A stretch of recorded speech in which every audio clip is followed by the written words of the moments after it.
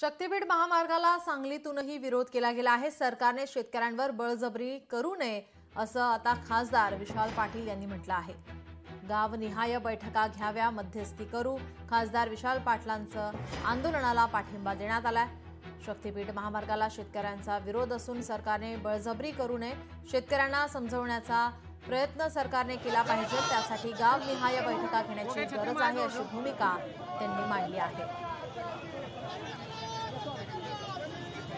महाराष्ट्रात ज्या ज्या जिल्ह्यातून शक्तीपीठ महामार्ग जातो त्या ठिकाणी बाधित शेतकऱ्यांनी रस्ता रोको करायचं आज ठरवलं होतं।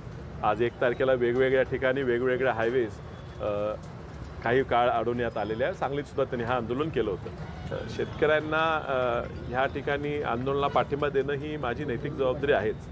मात्र हे होत असताना नेमकं जिल्ह्यात जवळजवळ 7,000 खातेदार हे ह्या शक्तीपीठाशी बाधित आहेत। हायवे होत असताना काही चुका झाल्याचं दिसतात आणि वडनेरे समितीनं सुद्धा हा नवीन प्रकल्प झाल्यामुळे पुराचा धोका वाढतो का ह्याच्याबद्दल एखादा अहवाल तयार करायला पाहिजे होता, पण तो केला नसेल तर अजूनही करावा आणि त्यांना कॉन्फिडन्स असेल की ह्याच्यामुळे काय होत नाही तर त्या मुद्द्यावरचा विरोध निश्चित थांबेल।